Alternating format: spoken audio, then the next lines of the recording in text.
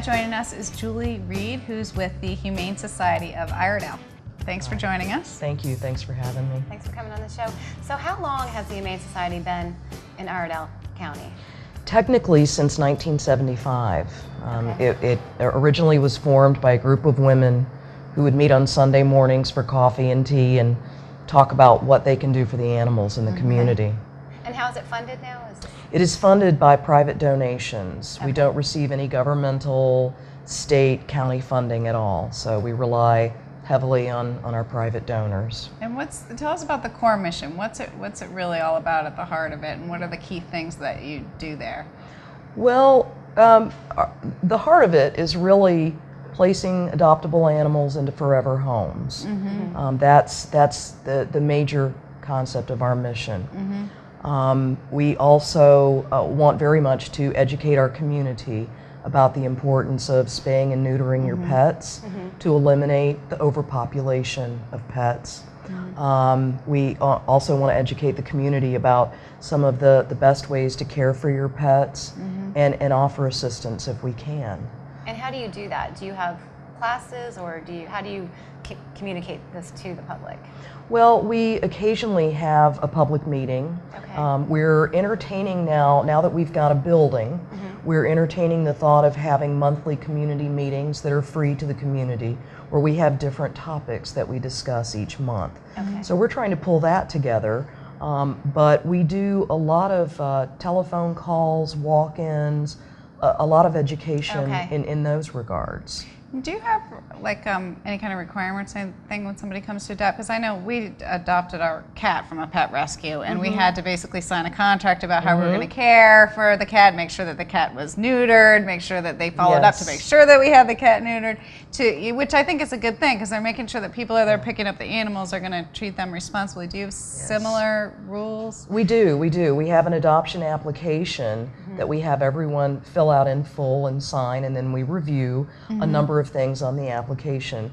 We call our potential homes forever homes, because our idea is to get that cat or dog into a home and have it spend the rest of its life with the person or the family.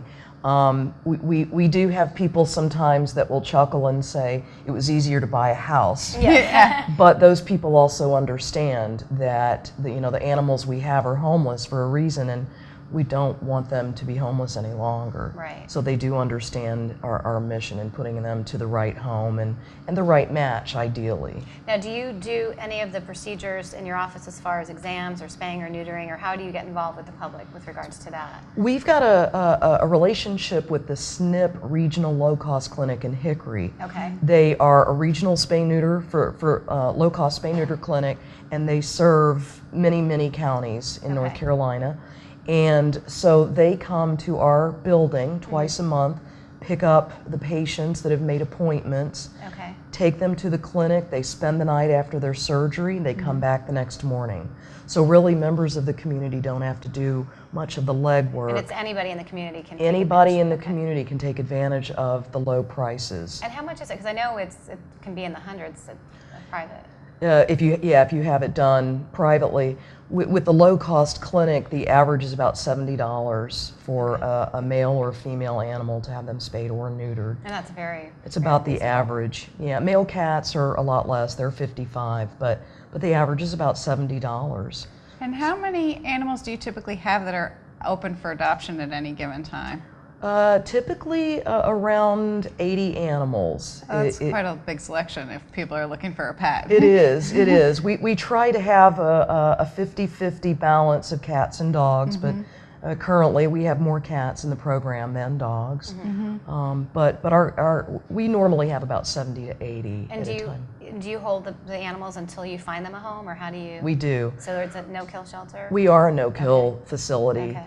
And what that means is once we receive the animal into our program, we keep them until we find them that forever home. Okay, that's wonderful. We don't euthanize unless there's a fatal illness or disease involved.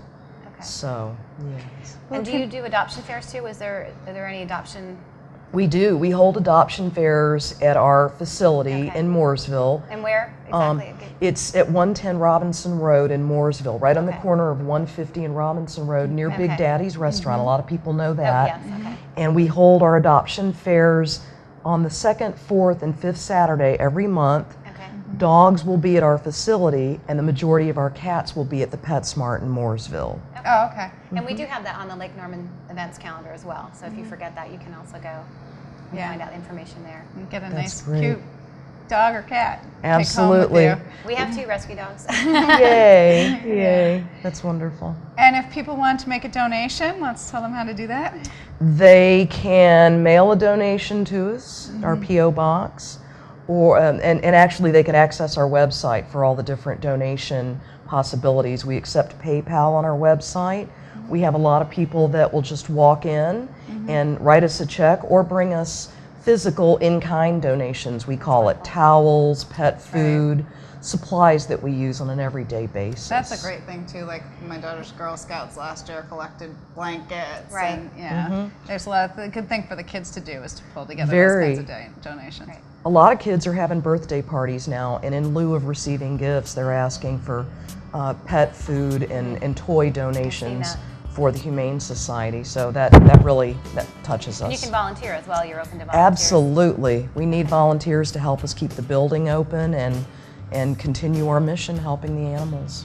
Well, it's great. It's wonderful to have a resource like that in the community. Yeah, We thank you really for all you do appreciate with it. that, Julie. Yeah. You've done a lot. Sure. Thanks for coming on the show to talk Thank about you. it. We appreciate it. Thanks for having me.